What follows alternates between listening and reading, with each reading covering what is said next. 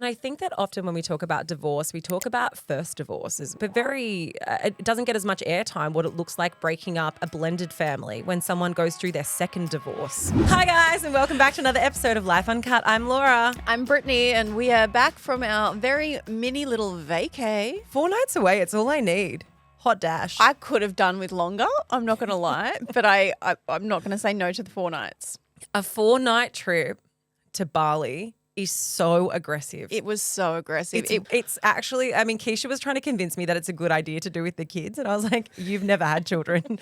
Please never try and convince me that a 4-night trip, an international trip, 6 hours on a plane with children, there and back, just duck over, is a good idea. I would never try and tell you that is a good idea. After doing it myself as a 7-year-old woman. You're like, even I needed an iPad. I did. I was on struggle street. No, it is great. If you don't have kids, 4 nights is great for Bali because it is quick enough. Like we left it in the morning, wake up in the morning, we were having lunch in Bali in the sun. So it was nice. It is doable, but do not do it with small children. I just don't okay, I know you were there for a very specific reason, which we will get into. Brittany was wedding shopping. In case you didn't know, I'm engaged. Everybody. Got it. So Britt was off wedding shopping, venue shopping. I need to hear, I want to hear everything. I kind of know some details because on the drive-in, Keeshia told me lots of bits and pieces. Keeshia. But I also got to go on a holiday, and this was not as exciting as yours, but it was my first trip. Like it was a first girls' trip, no husbands, no children. First girls' trip that I've ever had with my group of friends who I've been friends with for 12 years. And this was our friendiversary. We've been trying to do it for 10, like for literally the last 2 years, we've been trying to do it. We organised it on our 10-year friendship anniversary, and it took us 2 years to get it out of the group chat and actually into Noosa. So it's actually your 12 It was our 12-year friendiversary. But that's a cute idea, a friendiversary. I like that. yeah, let this be your sign. If you've been trying to plan a weekend away or a holiday with your girlfriends, go and fucking do it because it was amazing. And this sounds really dumb, but I have never been to Noosa before, and I felt like I was just getting in on a joke. What do you mean you've never been to Noosa? Every single person I say that to is like shocked to the core. No, because in my head, Hastings Parade. Oh, paradise. in my head, you're a Noosa girl. Same. In my head, I'm 1-2 now. Noosa is one of those places that until you have been, and I say this like I go all the time, I've been twice. It's when you go, you're like, how did I not know this existed? Like, I don't know what day you got at the beach, but when the water is flat and crystal clear blue, you were like, am I in the Maldives? I thought that Noosa was somewhere that middle-aged women wearing caftans go. And then I realised I'm a middle-aged woman wearing a caftan. I was having the time of my fucking life. Which is why you're thriving. That's why you were there. I was like, this is amazing. But we did not leave Hastings Parade or Hastings Street or whatever it's called the whole time. Yeah, we just walked that little 3 blocks up and down. It's all you need. You go to the alcove, you do the walk around the need. coast. It's all you need in life. Yeah. Smoothie bowl? Nah, raw and rice, I think it was called. A raw and rice bowl. Anyway, it was amazing. But I did have something happen to me at the airport, which I feel as though you guys will, I mean, this will come as no surprise to you because you already know how forgetful I am, but it was one of those moments where I kind of just looked into the eyes of another person and thought, God, I'm so sorry for existing and how inconvenient this was for you. I'm sorry for my existence. I'm so sorry for my chaos. So the reason why this trip worked out so well is because I had to go to Brisbane anyway for a work day for radio. It was actually really fun. I was on a panel, guys, and I had a great time on the panel. I love that for you. But radio, because I had to leave at like 5 o'clock in the morning, get to the airport for the very first flight out to Brisbane, they booked valet parking at the airport. Okay, fancy pants. Fancy. So fancy. I've never had valet parking. So I drove in and I was like, I'm a fucking baller. Even though there was a half-eaten apple in my console and like kids shit all over the floor, I was like, baller. It's the worst, isn't it? When you're like, oh, just don't mind my half-eaten Big Mac. So I drive in and then I realized I was in the wrong valet parking, but I was also cutting it fine for time. So he's like, no, you've booked it for arrivals, not departures. So then I had to do the loop. If you know Sydney Airport, I had to do the loop around.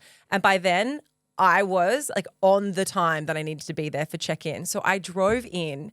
And into the airport? No, I drove back into the arrivals valet. And as I drove in, I was like, I'm so sorry. I'm running so late. And he was like, don't worry. Like, it happens all the time. The guy helps me get my bags out. And then I like threw my stuff at him. He threw a little tag at me and I run into the airport and I check in and everything's fine. I go through security and I'm sitting there at the gate and I'm having this moment of like, fuck yeah, I made it.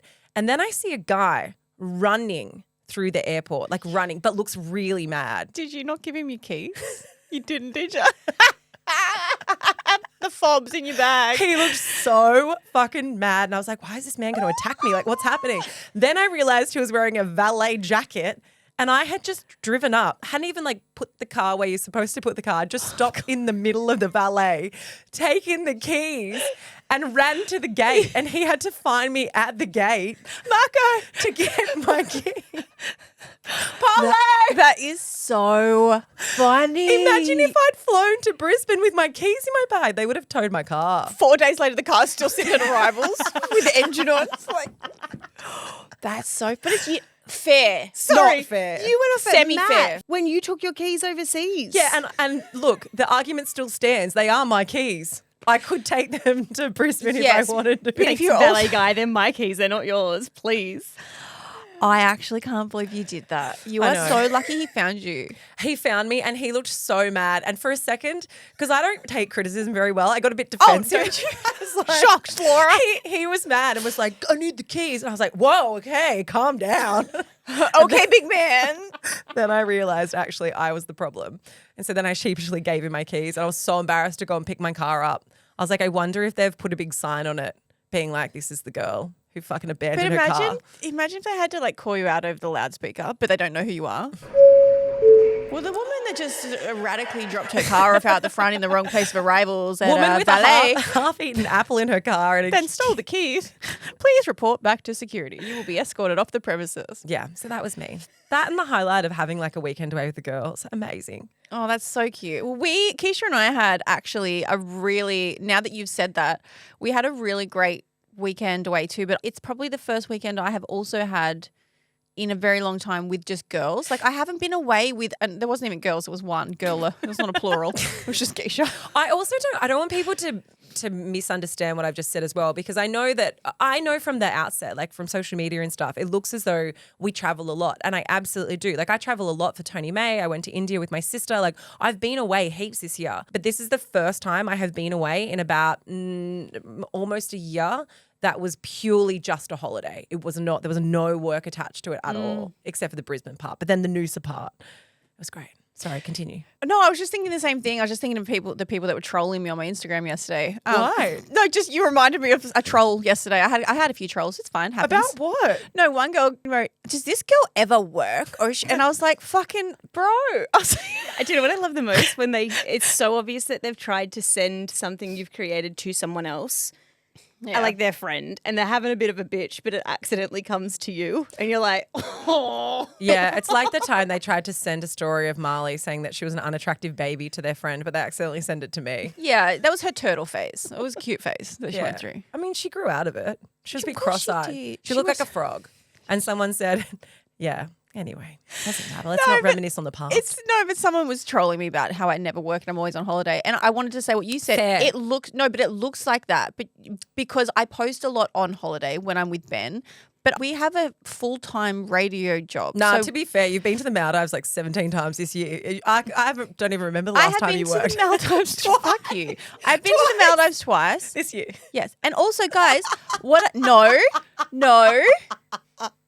Sorry. No. There is no one in this world who will relate to I've been to the Maldives twice this year, but you go off. It wasn't this year. One was at the end of last year. Guys, I'm in a long distance relationship.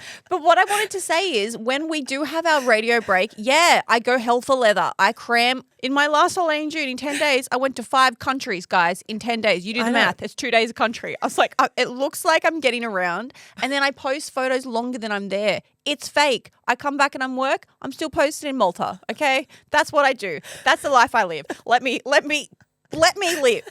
That's what I want to say. And in addition, Go off, Queen.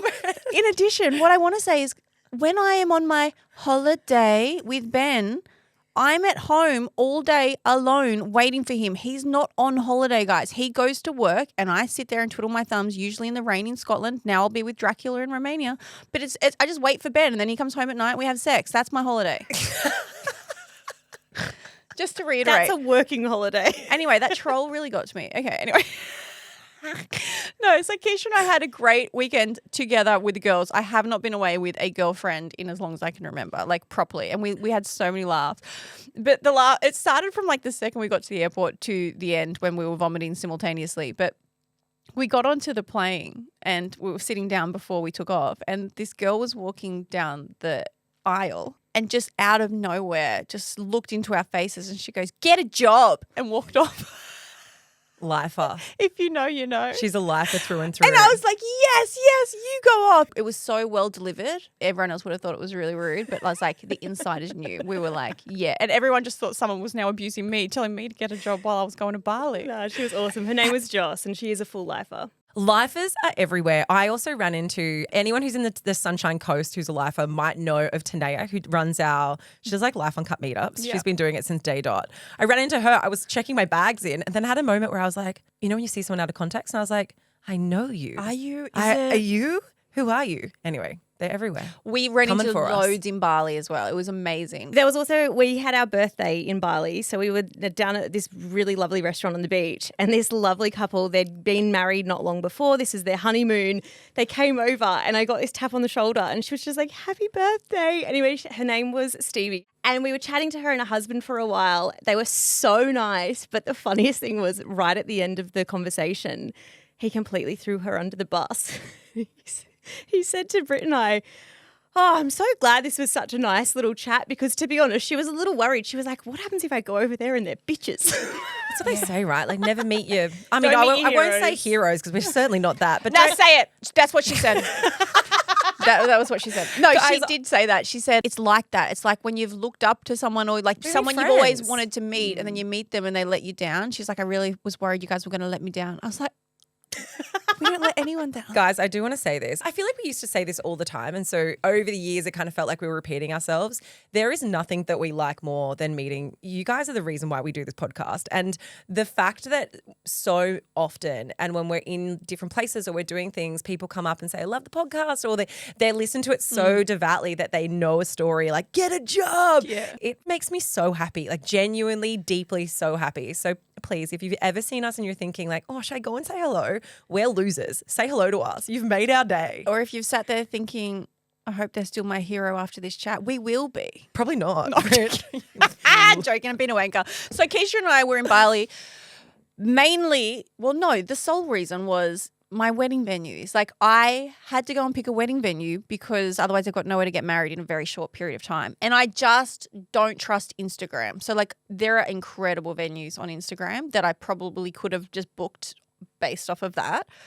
But I just didn't trust it. We can't have a wedding that neither Ben or I have seen. No, of course not. You got to go and at least try the nasi goreng and make sure it's of good quality. Yes, it was some good quality nasi goreng. So we went to a couple of venues. Anyway, we were going to this one venue and it was really important for me that Keeshia could also look at everything, taste everything, because I don't trust myself. Second opinion. 100%, especially with the food. Like I don't just trust myself because I'm like a truffle pig. Like I will eat everything. There is nothing, if you put anything in front of me, I'm going to eat it and I'll be like, "That was delicious." But it could have been whatever. Why can you call yourself a truffle pig and I can't call you a swamp donkey? They hit different.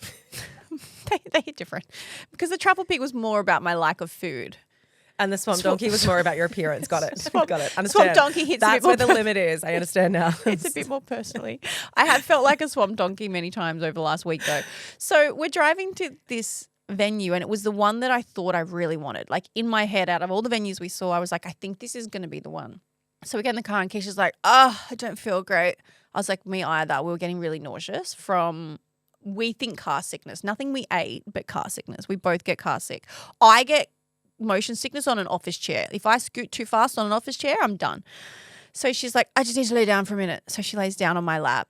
And she's like, "Can you scratch my head?" So I'm like, okay. So now she's on my lap and I'm like massaging her head in the car. And in my head, I was And then just she's like, "Can you call me Ben?" Yeah.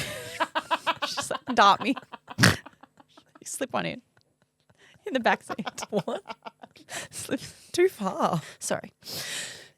So I'm massaging her head and in my head, I'm like, okay, I mean, love you, fine, we're friends. I was like, but this is my day. The massage lasted as long as the Instagram story was being recorded. I would like on record. Anyway, we get to the venue and we're both feeling really unwell. And it's when they're showing you these venues, it's a really big thing. They're trying to win your business. They're trying to make it look as beautiful as possible and they're professional and they have all these people waiting. They've got towels. They've got drinks as you get out of the car. Anyway, so we both swamp donkey out of the car straight to the bush and are like heaving, like no vomit yet. But we were like, oh my God, this is going to be a disaster. And he's like, are you okay? And we're like, yes, just please give us a minute. So we sit outside for 15 minutes. We're like, you guys can go inside. They're just waiting with the towels. They're like, no, we'll wait. And we're like, oh my God. We walk inside, even more beautiful and spectacular in there. And Keisha's like, I'm sorry. I need to get horizontal. I'm so unwell. So she just lays down, puts her feet up. I'm like, can you please give me one moment, sir? And he's like, yes. I was like, do you have a bathroom? He's like, right here, like right in the middle of where everyone is. And I was like, thank you. Walk in, close the door. For the next 20 minutes, I am heaving, vomiting. Everyone there can hear my vomit. Like I annihilate the toilet. There is nothing worse. And for anyone who's been to Bali, you may have experienced this. There's some bathrooms where like the toilet, the door doesn't go all the way to the floor and it doesn't go all the way to the ceiling, but it's not actually in a separate room. It's just a toilet that's within the room that everyone else is actually in. Yep, everyone. It's an alfresco toilet. At the posh wedding venue that we haven't even seen the venue yet. And these guys are probably like, what the fuck? Anyway, I'm vomiting. Keisha's so unwell that they have to go and get her a healer. A healer comes and at the venue, they're like, please lay down. The healer comes and starts doing this like nausea massage and massaging her head. I finish vomiting and I come out and they're like, sorry, but we need to see the... And I was like, let's go. Come on, let's go. Let's see this. I'm good. And I was like, come on, Keisha. She's like, I can't move. Keisha does not see my wedding venue. For the next 30 minutes, Keisha lays down, gets a neck massage, gets a head massage, and gets healed, quote unquote. Well played. She did heal me. Healed. I see the lad. She did. And so I'm seeing this venue, and then we walk out at the end, and Keisha's like, so what do we think? She goes, I think it looks great. It could be the one. She goes, what's that? I'm like, the ceremony place, Keisha. I was like, you would know if you saw it. So now I've had to make my decision without my step-in fiance's help, without Keisha's help. We've annihilated the toilet, but I think I'm going with the place that I destroyed the toilet. That's amazing. But you've decided on a wedding venue. Yes. And have you decided great. on the food? Well, that was another story. I think so, yes. But we did one tasting that was going really well. It was delicious. And then I looked down and I saw a huge hair in my food. So I was like, it's okay. I'm not going to panic. Just a hair. Hairs don't bother me. No. A pube might. They don't bother me either, Laura. So I pushed it to the side and I said, I'm not going to let that deter me. It was quite flavoursome. We continued on eating and I went to put the next big thing on my plate and there was not one. There were like 5 humongous, fucking huge black hairs. I've got red hair now. It was like they had garnished it with hair to the point that you cannot push it anymore. It's like a hair noodle. Anyway, so he said to me, it's Keisha and I on one side. It's like an interview and all the food in the middle and then just him on the other side and that's it. And he said, how's the food? And I said, it's wonderful. I said, I don't usually say something, but I have to tell you that there's a hair. And he goes, oh my God, a hair. I'm so terribly sorry. I was like, not just one. I was like, someone's shaved their head into it. And I It showed looks like the bathroom bowl after Matt's cut his beard and just like sprinkled it on top. But then Keisha puts her hand up and she's like, there's one in mine too. I didn't want to say anything. 3 plates of hair. So it was the one dish. And the funniest thing is that we're people pleasers, right? So I saw the hair initially and I just scooped it to the side and I thought, not going to tell Britt that because, you know, she's having a good experience. This is very important. I don't want to ruin the vibe. And it wasn't until I looked over at her plate and I saw that she'd done the exact same thing. With multiple and she'd hairs. scooped her hair out. And it wasn't until I think both of us clocked that there was... So that's who we've gone with anyway. That's who we've gone with. That's the case. I was like, I like what you've done with this dish. What's the secret? It's like I shaved my pubes into it. I'm like, I'll take it. Ben loves a pube. Well, after speaking about marriage and Britt's, engagement. Impending marriage, the joys, the highs, the lows. We're also going to talk about the lows because you guys would have seen that last week, JLo and Ben Affleck, it's been on the cards for a long time. It's been in the stars, one might say. Like 25 years. But they finally announced their divorce. Irreconcilable differences is what has been put on their divorce paperwork. But that is the standard. Like you have to enter something in America to get divorced. So it's the standard. It's literally like a drop-down menu and you're like, oh, irreconcilable differences. It's this blanket divorce statement. Well, you're never going to put down and be like, cheater. fuckwit. Like, I wish you could. Control.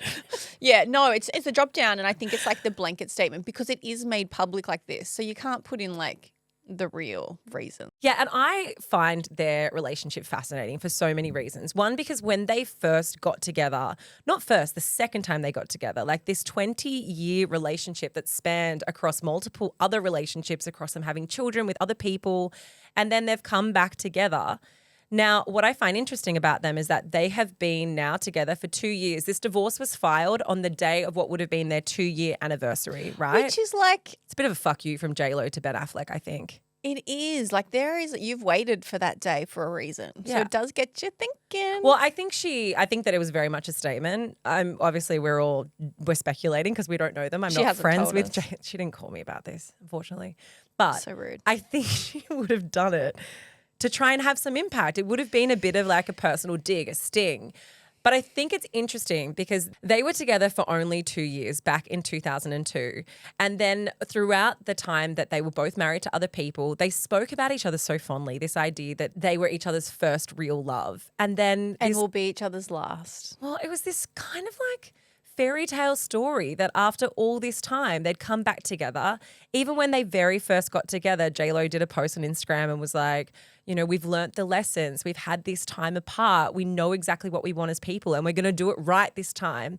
And you really did think that they were going to have their happy ever after for at least 6 months. And then it became obvious that that wasn't really the case. It's funny that the world is so obsessed with them, their relationship and their divorce. But I think the infatuation comes from they're not a regular couple. Not just that they're not a regular couple, like they're a Hollywood couple. Certainly not. No, but their story is irregular. Like Yeah. the story of they really push the fairy tale narrative of right person, wrong time, which I think a lot of us like to hold on to. Like a lot of us have that person in our life where we're like, I know you were it, but we weren't in the right place. Like let's revisit it in 10 or 15 years. So they were the one that let the little people like us believe in that storyline. Yeah, but I have two separate questions, which I think is very interesting around their relationship. The first one is, do you think it's a case that people can change if you give a relationship a second go years down the track? Or do you think it's more likely that we romanticize and fantasize about what the potential of a relationship can be? And then often you give it another go and actually it just turns out that it's just a fucking hot mess and it wasn't what you wanted it to be in the first place. I mean, that's obviously what's happened to JLo and Ben. They've obviously thought that they were at the right time now and they were going to have the happy ever after. And we were all for it. Like I was frothing it. I was like, yes, I love that you guys have navigated all the trauma and the tumultuous things that life has thrown at you and you found yourself and you're going to have this blended family and your kids love each other. And it was the dream. But it didn't work out. I do, though, think that people can change. Absolutely. I have seen it. I have told you guys about a friend of mine that was married. They divorced.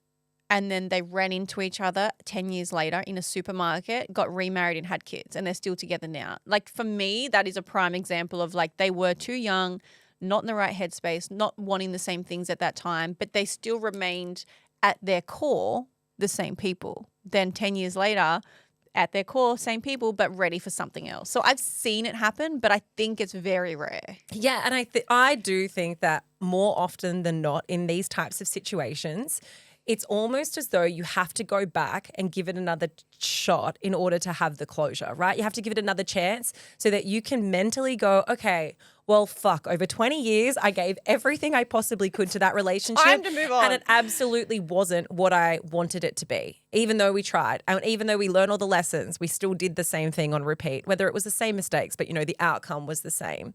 But the thing that's different about the relationship now versus 20 years ago is the fact that they both have children from other relationships. And when they started this new relationship, they were a coming together of a blended family. Jennifer Lopez, she has 2 children. Oh, no, she has twins. And Ben Affleck has 3 children to Jennifer Garner, who he was married to last time. Now, Last time, like there's so many. One time he married her. One time, at some stage. So something that's been very widely reported on is the fact that they have had this beautifully blended family, that the children have all become really close friends with each other. And over the last sort of 6 or 7 months, Jennifer Lopez has been photographed multiple times in multiple scenarios in different countries with Ben Affleck's children and is doing everything that supposedly she can as a stepmom to maintain this blended family idea. And also I think that lesson came from the fact that in her last marriage to A-Rod, her two girls became really, really close friends with his daughter and they became best friends. And she even has been on record saying that one of the hardest parts of that breakup was the realization for my children that best friendship that they had would now not be as intense and they wouldn't be able to be as close. So she didn't want to make those mistakes in this relationship. I have thought so much about this because I have. I am thinking nonstop about JLo and Ben Affleck. Stop. And A-Rod, J-Rod. Because I think, look, divorce, we know it's far less stigmatized than what it was, 15, 20 years ago. I think there's a lot more acceptance around it. Even though JLo's now been married, 4 times, I don't think that the idea around divorce is kind of like it's very common and almost a bit more accepted. But I think one of the conversations that doesn't get as much airtime is the relationships with children and how it impacts your kids, whether it's in a positive way or a negative way. And I think about this for myself because growing up, my mum, who I've spoken about quite a bit, she married my stepdad, who was, he was fucked. It was a horrible relationship. Yeah, we don't even need to sense that. He's a fuckwit. He was fucked. But he had a daughter, Jasmine, who was my stepsister. So I grew up with a stepsister for 7 years of my life. And she would come and stay with us. We all lived together. She obviously stayed with her mum as well. But I grew up with a stepsister and then they separated. And then that was it. Our relationship was pretty much over. I barely saw her again. I hardly ever spoke to her again up until recent times where we've kind of reconnected tiny bits on social media. But that to me is such a bizarre thing that you can be so entrenched in a family's life. You can be this blended family and then all of a sudden, whoop, because your parents' relationship's dissolved, you lose that relationship with your sibling as well. Yeah, we talk about this a lot, not even involving kids, but just when you end a relationship long term. A really big part about it is the ending the relationship with the extended family and the in-laws and the dream house and the idea. Like a separation isn't just a separation between two people. There's a lot of aspects that you mourn when you break up with someone. Yeah, and I think that often when we talk about divorce, we talk about first divorces. We talk about like breaking up the nucleus family and what that looks like. But it doesn't get as much airtime what it looks like breaking up a blended family when someone goes through their second divorce. But it's interesting that you say that, Laura, because your example of your growing up in your family life and that breakup I think is a little bit different because he was such a fuckwit. And the reason we're going to go into this is based around like an article that Laura and I have been talking about. We saw it on The Cut. And it's about, can divorce make you a better parent? And once we sort of delved into it, one thing that you just said, Laura, was, your parents broke up and you never saw Jasmine, your stepsister, again, right? But hopefully she's okay with me talking about it. Hi, Yeah. Jasmine, if you listen. I don't know if you're alive or Jasmine. not. But then at the same time, it was the best thing for your mum and stepdad to break up. Like that relationship was not great. And I imagine as your mum, she would have considered that. There's a part of her that's like, well, do I stay together because it's better for our kids and the family knowing that the relationship is bad and it will impact them? Or do we separate the kids and they go through that struggle knowing that in the long run it would be better? Like I can't imagine the decision that you have to make in a situation like that. Yeah, and kids are like I think so. Kids are very, very resilient to change. But I also think at the time, there's a lot of stigma, and there still is. I say that divorce has been destigmatized a bit. I don't think multiple divorces has been totally destigmatized. And I think my mum was very frightened about being divorced for a second time, being in her early 30s and being like, well, I've gone through 2 divorces now.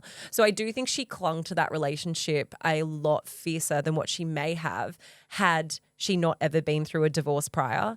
But I guess in terms of like this concept, and this article is super interesting. We'll link it in the show notes from The Cut around whether or not divorce can make you a better parent. People often talk about, well, how's that going to break up the family? How is the divorce going to impact the children? But I think if you as a parent are so fixated on the issues that you have in your relationship, on the drama, the toxicity, the inability to live harmoniously with your partner, that takes up so much brain space. It takes up so much of your energies that it actually can be quite challenging to be a good clocked-in parent because you're so consumed with all of the struggles of your relationship that often can sometimes unfortunately take priority. Well, the article goes on to list some of the positive things that can happen when 2 people get divorced and there's kids involved. And I found it really interesting. So I don't come from divorce. My mum and dad, Nikki and Tony, have been married next month I think it's 47 years. Yeah, So that was so weird to me as a kid. But now I look at that and I'm like, that's amazing. But 47 years, I think that they have been married 10 years longer than I have been on this earth. They have been with each other. And that is not an easy feat. So I feel very, I guess, lucky that I didn't have to experience that growing up. But some of the things they say is, she says, sometimes it takes divorce to create equality in a partnership, forcing both parents to do an equal share of caregiving. I think that this would be a big one. I'm going to say most relationships, the woman, the mother, is the person that does more. This is obviously not a blanket statement, but as mums, you do take on more, you do more housework, and you are more of the caregiver. When you split, and I'm just saying this from my friends' relationships that I've seen, but when you split up, all of a sudden, the father, when they're having that one-on-one time with their kids, they have to do more, and the mother gets time off. Like, there actually is that time where she's like, okay, well, what do I do with my time now? I've got 3 days while the kids are at their dad's. I'm going to find myself again. There will definitely be people who are listening to this who have been through divorce and see this as an idealistic or oversimplified version of what divorce can bring. Because I would say I have also seen the opposite, where just because a divorce has happened doesn't mean that that person who wasn't stepping up in the relationship steps up in terms of parenting. And often, sometimes it's divorces happen and you can co-parent harmoniously and the other person really picks up maybe where they fell short in the relationship. But often as well, you have a divorce and still there is one parent who is doing the primary caregiving of the kids and then the other parent is doing the weekend job, you know? Something I wanted to ask about your relationship, Britt, because we have had such different childhoods. Like my family, divorce happened multiple times. Like my mum was divorced. She was remarried 3 times, but she was divorced twice. My dad has been divorced 3 times. He's now single. Britt, coming from a relationship where your family have been together, your parents have been together for 47 years, and as a nucleus family, everybody has kind of lived pretty harmoniously together. What have you learnt through the way your parents problem solve or like how you view conflict in a relationship? I genuinely think it impacted me a lot without even realizing. I don't think it's a negative way at all. It's positive. But I think a big part of how long I was single for stemmed from how great my parents' relationship was. And what I mean by that is I was taught from a very young age that you can have a loving, healthy, long-term relationship. My mum and dad don't have roles, specific stereotypical gender roles. My dad does most of the cooking. My dad loves to clean. They share the load completely, which I thought was normal growing up, because that's just what I saw. They both worked really hard. My mum was never a stay-at-home mum. She was always out working in the workforce as well. So I just didn't see the stereotypes. So when I grew up and I started dating, I had these really, I don't want to say high standards, they're just standards. But for me, people said they were high standards. And I remember one person I was dating at one point, I just remember saying, I think he like raised his voice to me and swore at me or something like that. And it wasn't overly aggressive, but I have never heard my dad swear at my mum my entire life. I've never heard him raise his voice to my mum. And this will go back to the conflict resolution. And I was like, don't you speak to me like that. And we ended up having this huge fight where he literally said to me, I'm not your dad. Like, I'm never going to be able to live up to your dad. That's what he said. And I was like, well, of course you can. Like, he's just a respectful man. Like, that's what I expect in a relationship. And he was like, well, you're never going to find that. And I'll never forget that. And then I went forward in my dating thinking, maybe my standards are too high. Like, maybe my dad fucked me because he's so great, you know? And I don't want him, my dad listens to this. He listens to every episode. I love you, Dad. He's like my biggest fan. Tony has listened to every episode for 5 years. He has. I And know, he it's messages so me cute. after every one. Thank fuck my dad hasn't listened to this podcast because he'd be like, dear God, Laura, I know too much about your labia. How's the trim going? But in terms of conflict resolution, that is what I witnessed. And I think I do the same in my relationship. They never fought in front of us ever. And that was the rule. If they were going to, maybe they would get frustrated and throw something down like, oh, like I'm going to deal with this later. But there's 4 of us kids at home. So they would just walk away and they would never yell, never swear, never contradict each other in front of the kids. Like they were so good at making Being a team. so good at it. And now they'll be the first people to say, oh my God, of course we fought. Like, of course it's not been smooth sailing for nearly 50 years. That is impossible. But they made the choice to work through it privately and deal with that so we didn't have to. We went to a talk from Esther Perel. She's an amazing relationship psychotherapist. We've had her on the podcast before. We'll link it in the show notes. But when we went to her live chat that she did in Sydney last year sometime, one of the things that she said in that conversation really stuck with me. And I think about it all the time, as much as I think about JLo and Ben Affleck's separation. Was it when she said, put it in the butt? I don't think that she's ever said that, but sure. She said, if you love your children, then the best thing you can do for your children is to model a healthy relationship with their parent. So like with your partner, and this was like talking about people who are already in relationships, like whether you're married or you're living under the one household. It was around, if you love your kids, stay married, but have a healthy and good marriage and prioritize your relationship. Because often what we do when we are and have kids is we deprioritize our relationship because we think we're focusing on the kids, right? We think we're giving the kids the attention that they need. And so therefore we neglect our partner, whether it's physically, emotionally, with all of the needs that they need. We kind of deprioritize them and we go, well, my focus is on the children. Very easy to do when you have super young kids as well. And that stuck with me because at the time when she said that, I absolutely had deprioritized my relationship with Matt and I was focused on work and the kids. They were my two main things. And then I was like, oh, we'll catch up on the relationship later on. Who's that guy that lives in my house sometimes? Who are like, sometimes we have sex. I don't know. But that's the thing. I heard that and it really, really stuck with me. Now, in saying this, I don't want anyone to think that what she was trying to say in that moment is that if you're in a bad relationship, you should stick it out for the kids, right? If you're in a bad relationship with someone, if you have tried and you have put the energy in, or maybe you've come to a place of resolution where you don't want to try anymore and you don't want to put the resolution or the energy into it, that's okay as well. But I think we kind of need to rewrite this narrative around divorce, that divorce is traumatizing for children, because it is not traumatizing for children. Being in a relationship where two people cannot co-parent, they cannot be harmonious, they treat each other terribly in front of the kids, that's traumatizing for children. But seeing people co-parent independently can actually be really quite empowering for kids. And also I think things that are traumatic in life don't always have to be traumatizing. Now, for some people they will be, but for others they won't. And what I mean by that is what traumatizes one person, and we use that word so much at the moment, and it's thrown around way too much. What might be traumatizing for one person, another person will see that as resilience building.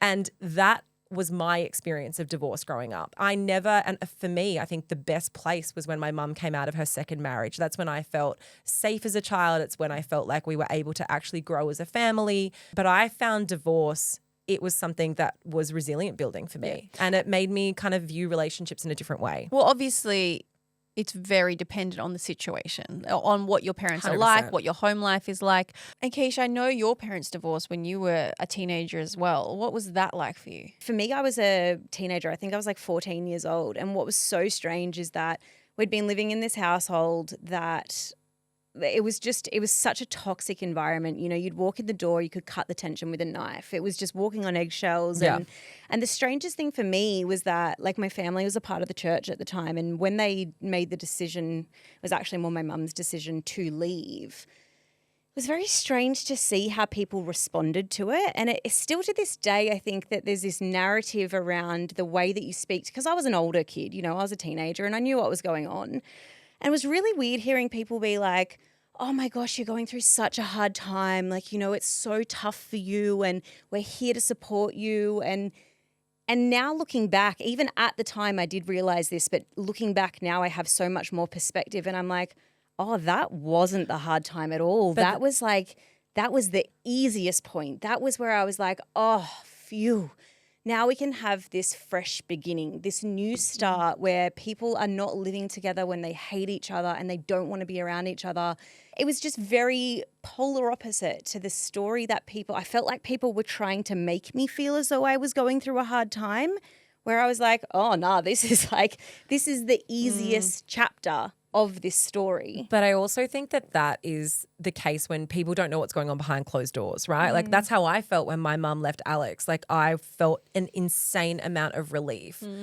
But I think anybody who didn't know what was happening in our household at the time would have been like, oh my God, Paul, like that's so hard. Because for people who come from relatively healthy households and it's an amicable separation, it can be so fucking hard on the kids. Like, I don't want to gloss over the fact that for some children, especially some teenagers who grow up with their family being a relatively happy unit and they can't comprehend why their parents are getting divorced, or they think they should have tried harder, or for whatever reason, like that can be really, really hard. It's so subjective, the experience. Do you know what I mean? And I guess that if people don't know the person or the reasons why or the things that are happening behind closed doors, the fights, whether there's physical abuse, verbal abuse, whether there is fighting in front of the children or not, all of that stuff can impact the way in which the kids feel about the divorce. 100%. I think that the only reason I mention that is because I think we hear the version of the story where it's like, oh, divorce is really hard for kids so often. You know, that's what we hear the majority of.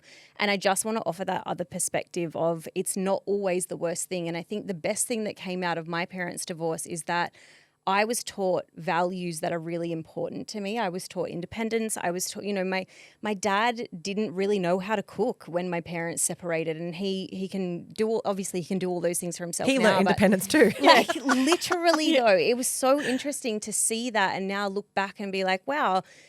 I've spoken with some of my friends who are going through divorce at the moment, and I'm like, hey, counter perspective, it's not always the worst thing, and your children are going to witness better values than what they may have if you had have stayed together in a relationship where you didn't like each other. Yeah, 100%. Yeah. As a child that did have 3 to 4 divorces in her life, Laura, growing up, like your parents with 5. Okay, I was just trying to be subtle.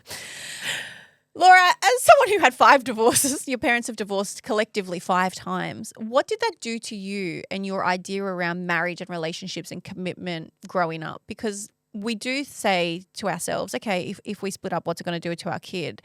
But the fact of the matter is it does have an impact at some capacity. For me, I think that divorce has taken my blinkers off when it comes to relationship. I was less caught up in the fantasy of marriage and the fantasy of like, well, we're never going to break up. We're always going to be together. And I think if you're very conscious and aware, then you are more inclined to put the effort in. You're more inclined to have the hard conversations. You're more inclined to work on it when things are bad, because you don't expect or feel as though, well, the relationship's just going to be there always and I can prioritize other things. Like, that's not to say that I don't think Matt and I will ever come through and go through really, really hard situations. But I think because he is a product of divorce and I also am, it made me very, very clear on the type of person that I wanted to marry. And I married someone whose morals and values align with mine. And that's what, at the end of the day, even if we do go through really challenging periods, we know that we have the same morals. We know that we have the same values. We know that we have the same wants in life and that we're always pushing in the same direction. And I think it makes you super, super aware that, like, if you don't work on your relationship, you could wake up in a year's time and be like, fuck, how did we end up on such different pages? You've got to constantly be having those check-ins. But yeah, we've only been married for 2 years. So I don't have all the answers. I'm not saying this as someone who thinks they know better, but I think coming from divorce, it's made me aware that it's a very real possibility. It's actually funny. I had this conversation with Ben just a couple of weeks ago, not off this article, just preparing for marriage. We're in a tricky situation, obviously, because we're from different countries, and, you know, our families live on different sides of the world and we were brought up differently, et cetera, et cetera. Ben is a product of divorce as well. And we were having this conversation where I said, if we split up in the future and we have kids, like, what do you think you would want to do? Do you think you would be happy to stay in Australia because he wants to move here? This is where he wants to spend his life. Do you think you would be happy to live here and start your life fresh here? Or do you think you would want to go back to Europe? And he's like, what are you talking about? He's like, we're not going to split up. And I said, I don't think we will either. And I said, but I think this is a really important conversation to have, because if we have a child and we split up, I need to know if you're going to want to stay around in the child's life, or if you're, you know, what's going to be more important to you. And I know it's almost impossible to say because it hasn't happened yet. But I think these are really important conversations for people to have. I absolutely agree. As much as you need to know each other's parenting style, you almost need to know each other's, like, breakup style and like, your what's plan. what's your exit strategy? What's your fucking exit plan? Like, tell me your exit plan. Because if we broke up, he either leaves to Europe and I am a full-time single mother because he's not even in the same country. I can't even, like, he's not even going to have them on a weekend. Or I'm sending my kids over for months at a time, or like, how would that even work? So I think and he's like, don't be stupid. We're not going to break up. And I'm like, baby, everyone gets married with the idea that they're going to be together for their entire life. Going back to Jen and Ben, I think it's really cool how she's been seen photographed quite a lot with his kids. And there are people that are making these comments like, oh yeah, she's doing it for show. It's PR, make her still look good. At the end of the day, she's their stepmom and she's been in their life for a really long time. And just because you split with somebody doesn't mean you don't still want to work hard for the kids and the other people in that relationship.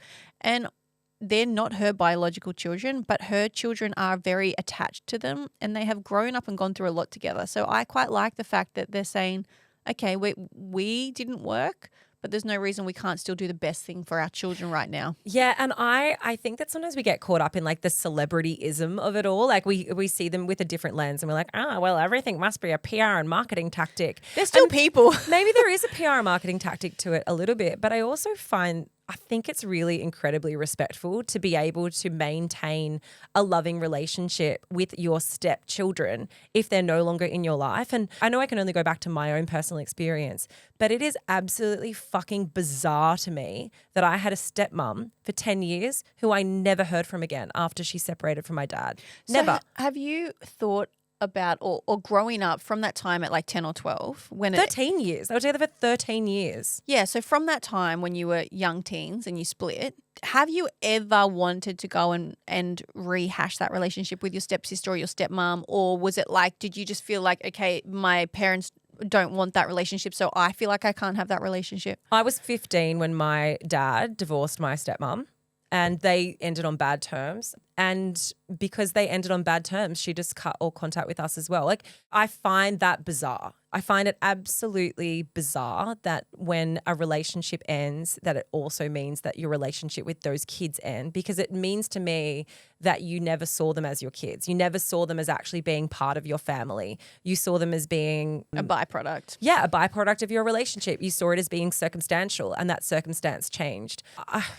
It's hard because my perspective is a personal perspective. I know everyone is going to feel differently about this, but I think that there's something really, really cool about the fact that JLo is still spending this time with Ben Affleck's kids. And there have been a few articles that have come out around Ben Affleck and how he hasn't reached out to JLo's kids and he hasn't spent any time with them. And to me, I just think that looks like a reflection of who was more invested in creating this co-parenting, blended family situation. Like, one of them clearly really wanted that and the other one didn't put as much effort in. Well, devil's advocate, we also don't know that he just We hasn't are been gossiping. photographed. Well, we're in Sydney, Australia, but we don't know. There's been reports, okay? Yes, Who knows where those reports have come from, but like, we're believing the gossip trade at the moment. We know all about anonymous reports, Laura, that they can mean absolutely nothing. It's interesting, and there's no right or wrong. And again, we're saying it's dependent on the individual relationship that you have with each other, with their own parents, with their families, with their kids. But I have so many friends. I shouldn't say so many, but I have quite a few friends who are staying together purely for the children. And I have said, if you didn't have kids, would you be gone? And they were like, fucking oath. Yeah, but also, don't you think that relationships can spiral up and spiral down? Like, I also think that sometimes, because especially when you have little kids fuck your relationships. The amount of people that I know who have had small children, they're still in the absolute trenches of it, and it has changed their relationships so much, and they think like, I don't know how we're ever going to survive this. And some relationships don't survive it. But I always think, now this is different if it's a toxic relationship, obviously, but if you were so great prior to having kids, you loved each other, you were invested in each other, and then you had children and something broke there, I always think surely that could spiral back up again. You could get back to where you once were pre-children if you were able to stay and to stick it out and to work through this incredibly hard time. And I don't know whether that's going to be the case for everyone, but I know that there are a lot of people who say, quote unquote, when they've got little kids, oh, we're trying to work it out for the kids. But there will be so many people who try and work it out for the kids that once their kids get into a different phase of life and they're able to actually really try again, they'll come good. There are people who think that their relationship was over and then they worked on it and they came out the other side okay. My mum and dad have said that. My dad's been like, there are times we thought we would break up because they had 4 kids under 6 or something, like something wild. I don't know what they were thinking. They didn't have a TV. And imagine if they did. Imagine if they made a permanent decision around an impermanent situation. Exactly. But that's Dad's point, because I often talk to them about like how you do it, like, you know, were there rough times because they kept so much from us, but we're adults now. So like, I'm like, how I can handle it, give it to me. They're like, yeah, of course. There were times we thought we were going to leave. Like times I did almost leave, not as in like walk out, but they almost split, you know. And they're like, you work through it. And the best times, he said, the best times of our relationship came after the worst times. Like after the low point where we thought we couldn't do it came the best parts. And it's because as a society too, I think with how accessible other people are and dating is with online dating platforms, you know, you can roll over in bed and go and start chatting to someone. The grass is greener. The grass is greener. I think we do throw in the towel a little bit too soon when things get tough. And I'm saying that from a point where I don't have kids. I haven't been in the trenches. So I feel like, you know, take that with a grain of salt. But we don't work through problems the same way our parents and their parents used to. Yeah, and I mean, I don't want anyone to hear what we're saying now and think that we're saying that people don't put effort in. I know when you are married or you have children, if you've made the decision to get divorced, like that decision has not come lightly. No one is just flippantly going like, fuck off with my relationship. Ooh, divorce sounds fun. Exactly. I want to date again. No one's doing that. But I think that there's so many reasons. There are so many reasons why people get divorced. Some of them are completely unavoidable reasons. It's like it's not a two-way mutual thing. Things have been done to you that you can't overcome in your relationship. One person's trying, the other person's not. They are situations that are absolutely unmanageable. But then there are sometimes times where I think the pressures of life make you feel as though you cannot work through something. And for the couples who are able to, for the couples who go to couples therapy or they're able to like persist, what can come from the other side of it, like you said, Britt, can be something that's really spectacular. Yeah, it's hard to see the sunshine in the storm sometimes. Unless you're JLo and Ben Affleck. I think like once you've given it 2 red hot Don't cracks, come it's back. fucking enough. Fucking it's if over. they come back with another, hey, her wedding ring was $10 million, this last one. Did you know that? Do you reckon she's got to give that back? No, she's also listed that he can't get any spousal support from her. Go for it. Jenny from the block. She knows where it's at. Yeah, and fair. He's living in a $20 million house. He doesn't need any spousal support. Yeah, he doesn't need it. But anyway, guys, we would love, look, I mean, if you have been through a divorce yourself or you are navigating a period in your life where you are contemplating divorce, we would love to hear from you, from your decision making, how you are able to co-parent, what that's been like. Has it been of benefit to you and to your children? Has it been an additional burden? Has it brought out the best in your relationship with your ex-partner? Has it just highlighted all the reasons why they were a fuckwit in the first place? Like, I would love to know the many variations of this, and maybe we can try and figure out how we could put a poll up around this, because I think divorce is something that, as much as it's becoming more acceptable, there are so many variations of what that looks like and how people live out divorce. But I think ultimately the main thing that we wanted to kind of touch on this is how it affects kids in a relationship. And I don't think that it always has to be something that is hugely traumatizing. Sometimes it can be a really positive thing for kids. Once they get over the initial shock, it can be a really positive way of showing that two people can still love you independently and raise you in their own way whilst being amicable at the same time. okay, it's time for Accidentally Unfiltered, and you guys sent in some bangers this week, so we will be able to use those over the coming weeks. Bangers. Okay. I went on a camping trip with my new boyfriend and his friends. It was pretty much the first meet and greet of the friends scenario. You know, the ones where you really try and impress them, make everyone like you. We all got a bit drunk. Then my boyfriend and I went back to bed in our tent and had some very, very excitable, horny sex. Tents are very bad for acoustics. Yeah, but also, you know, when you So thin, the walls. this one's not even the acoustics, which is the funny part. But you know, when you're in a new relationship and you've had a few drinks and you're camping, like you're putting on. We spoke about it last week. You're putting on your best moves, like you're bringing it out In a tent?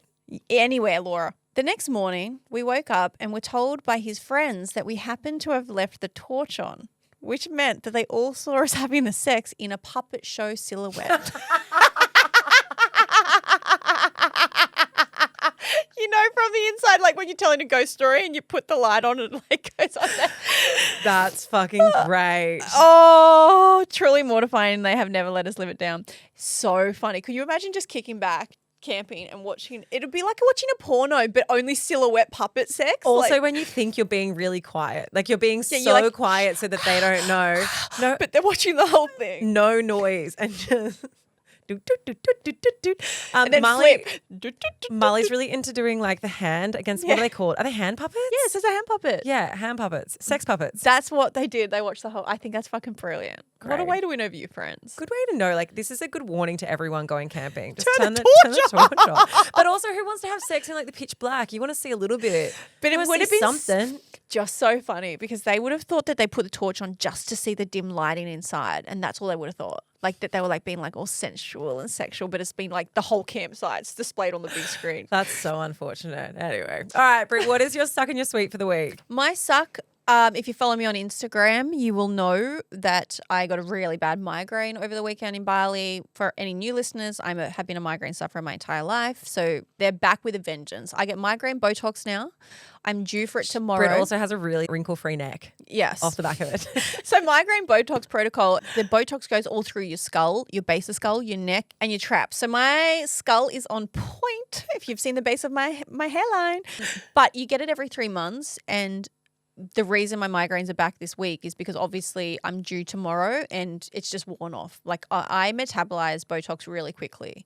So it doesn't do for me what it does for other people. I think some people can get it, can last them 6 months. For me, it's like a month max. Yeah, I'm like one hit wonder. I'll get it once and 12 then years not later, have to get it for another like 8 months. That's insane. Do you think it's because I exercise so much and you don't? No, I don't mean that as a dig. I've realized that is how that came across. But apparently, like the more you exercise, the more it metabolizes. Yeah, and mine lasts for months longer than what it's supposed to. So my suck is I had a really bad migraine, like vomiting level. I went to bed at 5 p.m. in Bali and I got out of bed at midday the next day. So there was a rough couple of days. And my sweet would be that I finally locked in my venue. I haven't paid the deposit, so I feel a bit anxious. I think I've got to pay it today. Pay it now so that you don't lose I'm pay waiting. it. I got a wedding planner, guys. So she's doing it. I'm going through, I haven't said this yet, I'm going through Easy Weddings, who is a great big company here. So I'm waiting for her to like doubly lock it down. Yeah, I just want to lock it down. But I've essentially picked it. So I'm one step closer. Yay! So now I have a makeup artist and a venue, and that's it. I'm very excited. Yay! Okay, well, my suck for the week is, it's very minor, but it's been a little bit challenging for me. I feel like Matt will be annoyed about me saying this. Maybe you shouldn't say it. I have been struggling a little bit with Marley at the moment. She is 5 and she is having some very, very big emotions, but they're all directed at me. They're not directed at him, which I think it's okay because Lola is usually like, Lola's all over me, loves me, can't stand Matt, but it's very, it can't stand him. Literally the other day I had Lola in the bath and she said, "Mummy, I hate boys. I hate them. I hate daddy. I hate boys. I only love mummy. And I was like, what about Molly? And she goes, no, only love mummy. And I was like, You're like, well played, I'll take it. that's all I needed. Yeah, thank you for really filling my cup back up. No, You're like, like good girl. she's just she's got what's called parental preferences. It's like it's a thing that some toddlers go through. Apparently they grow out of it by the time they're like 4 or 5. I think it's standard. But she's like very mummy orientated. Whereas Marley has never really ever been mummy orientated. She's always like been a bit of a daddy's girl, which is so fine. But she's going through this thing at the moment where she's got really full on emotions about everything. Whatever the activity is, she has to finish it. It has to be her way. She has to win whatever game it is. Like it's all her. And like even to the point where like if I give them both a toy but they're slightly different color, even if I give her the one I know that she would like more, She wants the other she one. wants the other one because out of like having some sort of control or ownership of it. But Can you let her pick it and then say you chose that? Yeah, but then the trouble is then like Lola always gets deprioritized and then I'm just reinforcing that she always gets her way. You And know? that's why Lola hates everyone. Yeah, and that's why Lola only likes mummy. And we figured it out. But yeah, I'm struggling with her a lot at the moment. And I'm finding because I'm struggling with her big feelings, it's not so much her big feelings, it's my lack of patience. I wake up already like, Like you know, not wanting to face the day a bit. yeah, and you know, it's not fair because I've just done 4 days away. I've been on a beautiful holiday in Noosa. And then as soon as I got home, I was like, oh, we're doing this again. You know, like the eye rolls at me. Oh, they're still here. Like she's just got a lot of attitude towards me and I'm struggling with that. But did you grow up? I mean, I remember my childhood growing up. My mum was the best and it didn't stop me from just like hating on her for so long. And I think it's a pretty common girl thing with their mums. Like I think girls are mainly, and maybe Lola will switch. No, sorry, Laura, but like she said to me last night, I was putting her to bed and I was like, honey, I missed you so much. I missed you. And she goes, I'm pretty brave, mum. Just I didn't really miss you. And I got her a toy. I got her a mermaid. She goes, and I don't even like this toy. I would have liked something else. And I was like, wow, that's going to the salvos. Yeah. So she's got like really bad attitude. And I was like, okay, well, I still missed you, sweetie. And she's like, well, I didn't miss you. Oh, Good like night. a dagger to the heart. Like, what's wrong with you? It's a phase. Of course she's obsessed with you and loves you. And of course maybe it's not. Maybe she's just going to turn into a mean girl. Do you reckon she's a sociopath? Nah. I'm joking. Not that bad. Anyway, and my sweet for the week is that I got to miss my children because I went away for a girls' weekend. Honestly, I cannot recommend enough. Go and have a girls' weekend. It's the best. Even just a staycation. It was so, so nice. And we've kind of had this, when we were away, we had this big chat. We were like, we need to do this every year because it gets so hard as you get older to maintain the intensity of your friendships. And, you know, we were a group of, there was about 6 of us and we used to be in a text message group every single day. We were so entrenched in each other's lives. And I think my sweet really was we had this one day we were sitting on the beach and I'd kind of just told them all about the stuff that was going on in my life recently, which you guys are all across. And then Steph was talking about some big stuff that was happening in her life. And we just kind of had this big like debrief as to where we were at. And we hadn't done that in so long. And yeah, I highly, highly recommend it. Put some energy and effort into your friendships if you haven't been doing that. Cute. Because it was very wholesome. It was very wholesome. It was very fulfilling. Filled my cup right back up to the brim. And then my daughter poured it out into the ground. It's a vicious cycle. Isn't it just? Anyway, guys, that is it from us, everyone. You know the drill. Tell your mum, tell your dad, tell your dog, tell your friends and share the love because we love love.